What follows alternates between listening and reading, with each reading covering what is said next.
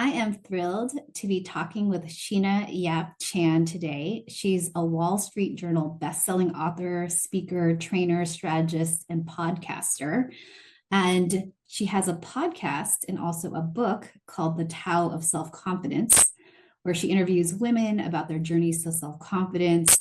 I love the statistic that you shared that even though women represent over half of the US workforce, only 35% have senior leadership positions. And of that percentage, only 2.7% of Asian women were seen in management roles. So her book on the Tao of Self-Confidence and her upcoming book, The Bridging the Confidence Gap, is so important to address this leadership gap. I'm very, very thrilled also that Sheena talks about not just women leaders in general, but specifically Asian women leaders. Sheena, there's so much to get into in this podcast. Thank you so much for being here. Thank you so much for having me. I'm super excited to be here today. Sheena, I want to start because you have had this media presence as a speaker, podcaster, and writer. For you personally, what was the impetus? I know there's many moments in a leader's life, but was there one or one in particular that had you really want to speak about self-confidence?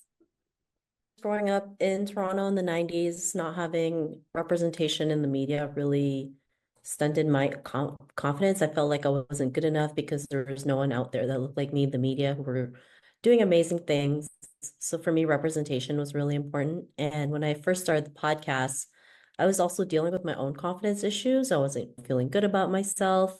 And I really was looking for resources that catered to Asian women specifically, but there wasn't any.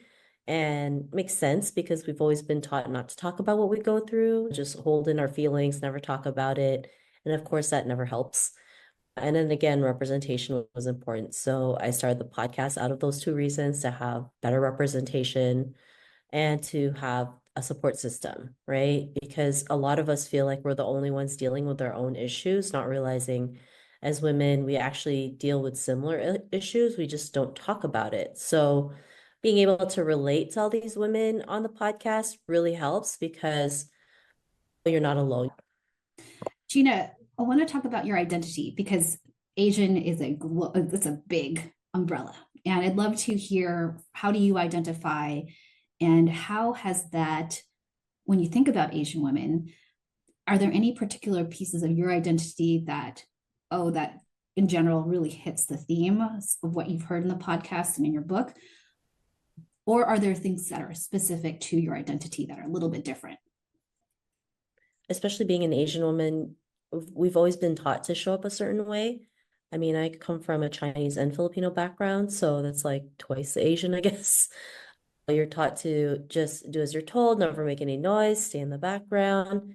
And so it's hard for us to be seen or show up, right? And then there's another thing that generally as women, we're not taught to promote ourselves, put ourselves out there. It's not polite to brag about your achievements, but yet men do the same thing and they get praised for it. So that also kind of helped with what I thought of how like we should show up, never showing anything, never sharing anything, never talking about our achievements, and like feeling like we always need permission before we go out there and show up or just promote our products and services. So that for me kind of shaped my own confidence, right? Because I always felt like if I don't follow the rules, then I'm not good enough. Especially being in like the Philippines. Let's talk about that. We are both, you're part Filipino, I am full Filipino. From my perspective, Filipinos have been really good at assimilation. How did that support maybe our ascension into these C-suite roles, or maybe hold us back? I think especially in the workplace, right? We've always been told to work hard, right? Work hard, and you will get there, right? Work hard and you'll get that promotion. Work hard and you'll get to the top. Nothing, I mean, of course, part of it, we do have to work hard, but we've never been taught to work smart, right? Any Asian professional, we're not taught to network with other people, right? We're not taught to have relationships with our coworkers or a boss. Just having a relationship outside, like maybe going out to a bar after work and just having a chat, or being invited to like a barbecue or like a restaurant or a birthday, because those little things actually do matter, right? That's where people can get to know you a little bit more. So if you're just working hard all your life, and sometimes that stops us from getting into leadership positions, because sometimes we're only seen as hard workers and not leadership material. So, and I've seen that time and time again, right? Like we work really hard, we don't make any trouble, we don't say anything, and then we're still in that same position because we're always still seen as the hard worker. So for me, I think it's important, especially being visible in the workplace, to learn how to network with other people, to learn to have those relationships, right? I remember I was talking to a friend who actually did invite like her boss's boss out for coffee. And so it was just like a half-hour coffee chat. And actually, a lot of her coworkers told her to cancel it because they thought it was a bad idea. And so she was conflicted because she didn't know if she should cancel it. He already said yes.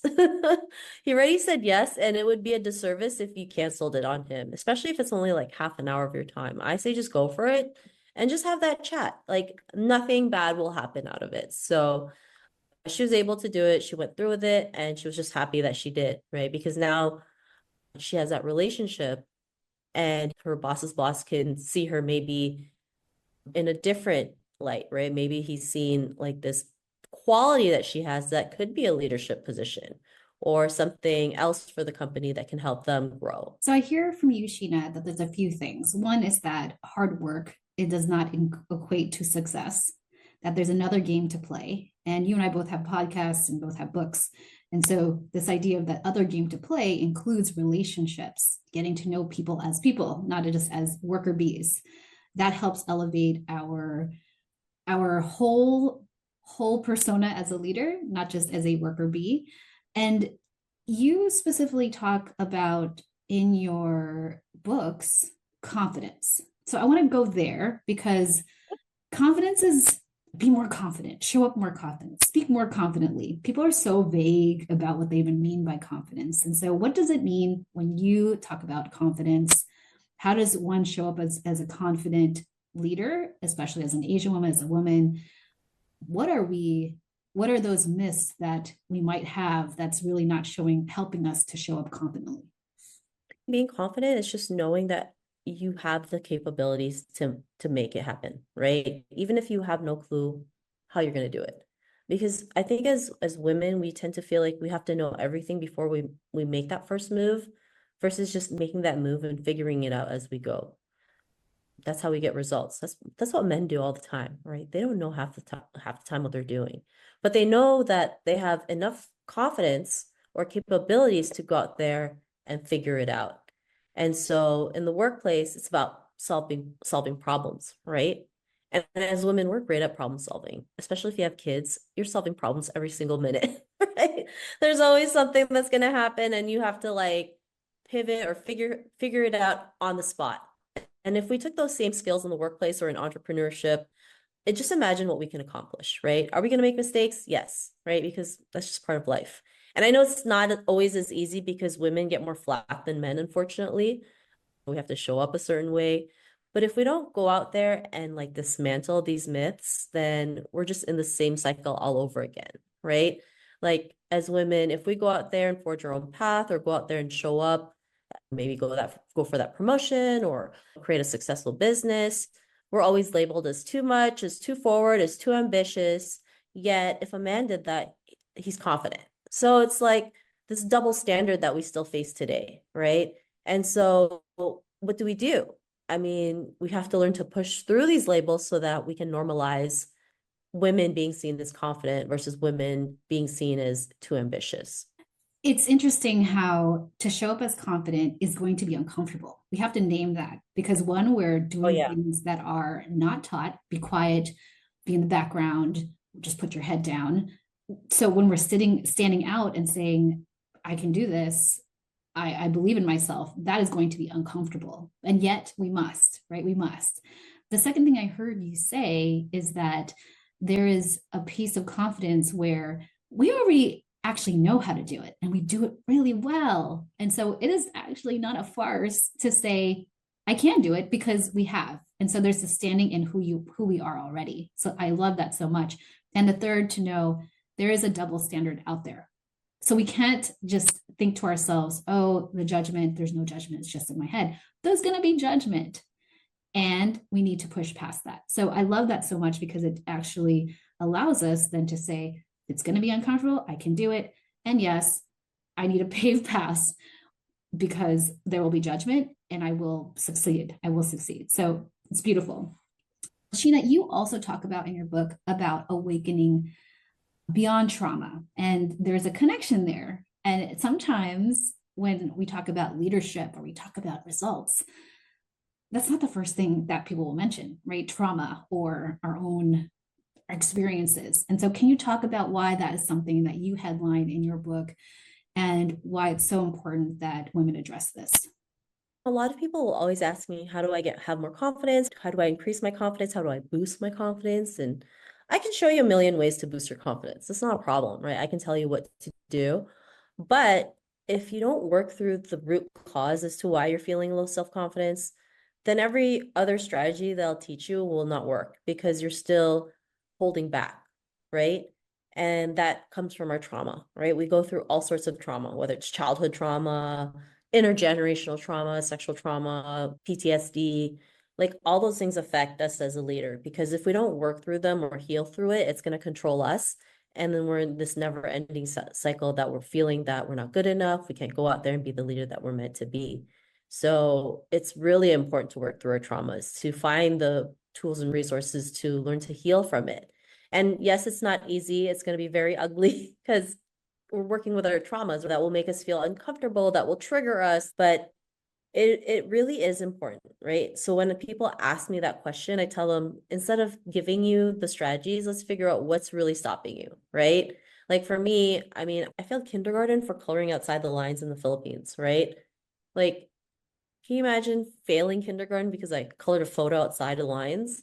And because I didn't do the proper work, it led into my adult life thinking I was always a constant failure.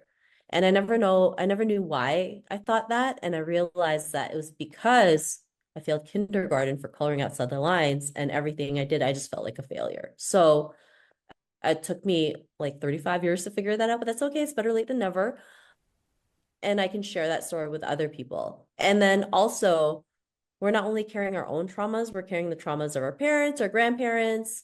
People say that intergenerational trauma goes four generations deep. I feel as Asians, it goes way deeper, right? So we're not only dealing with intergenerational trauma, I also feel like we're dealing with historical trauma, right? Especially as Asian women, we just went through a lot, right? Like a lot of stuff that contributes to having low self-confidence. Like in China back in the day, men were allowed to have multiple wives and even concubines.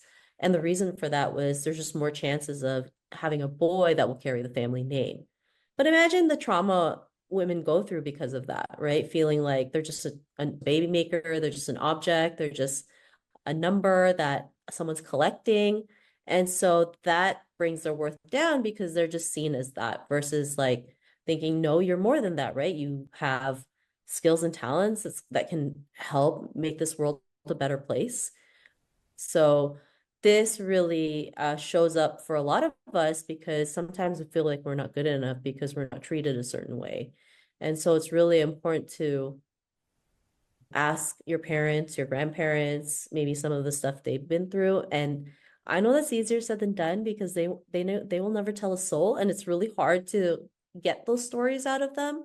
If you can get as much as you can, that would be great because they'll help you understand why you are going through a certain issue or why you're feeling low self-confidence. And I'm not an expert. This is really just learning to interview so many women and seeing what some of the patterns are, right?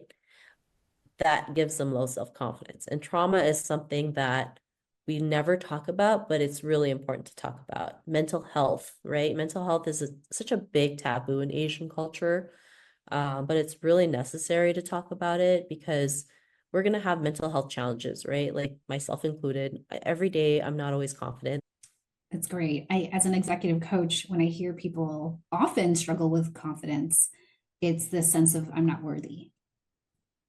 And where does that come from? As much as we can have strategies, we have to understand where that came from and then be able to reprocess that. I'm not a therapist, but encouraging them to see a therapist and then having a new narrative. But if we don't address that root cause, you're absolutely right.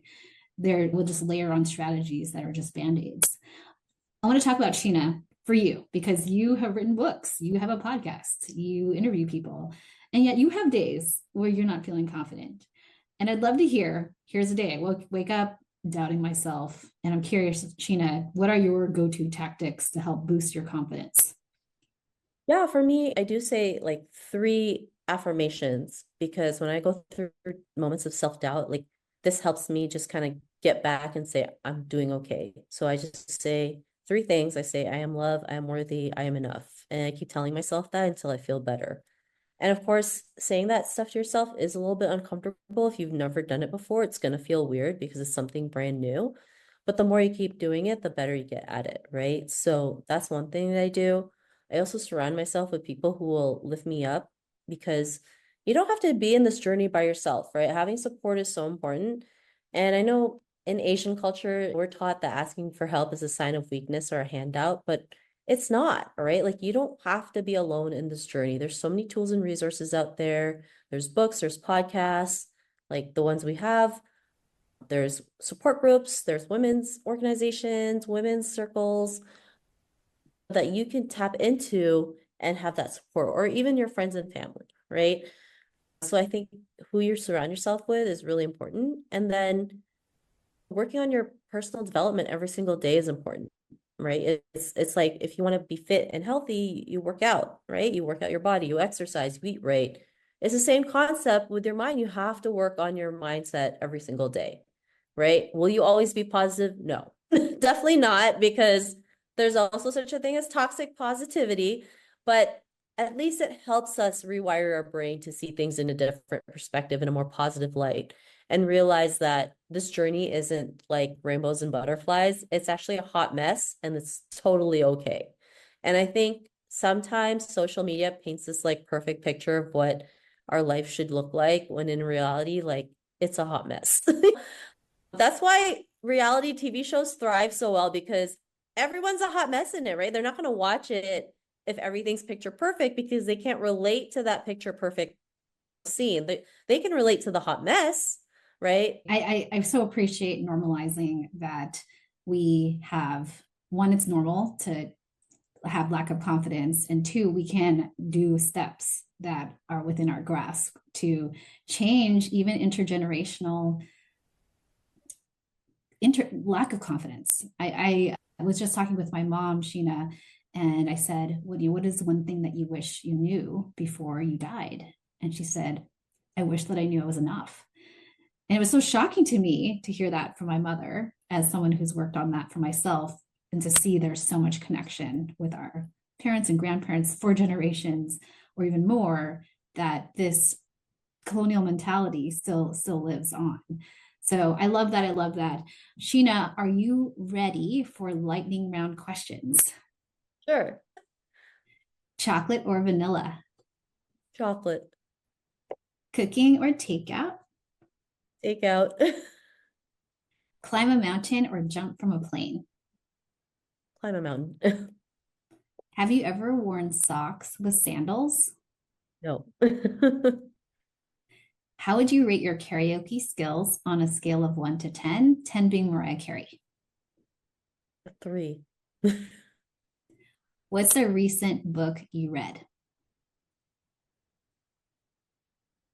I had to read my own book just because I had to do the edits. So my latest book, my upcoming book, Bridging the Confidence Gap. And what's your favorite way to practice self-care? Just even spending 5 minutes to myself, whether it's just looking at videos on Instagram or just like doing nothing, that for me is self-care.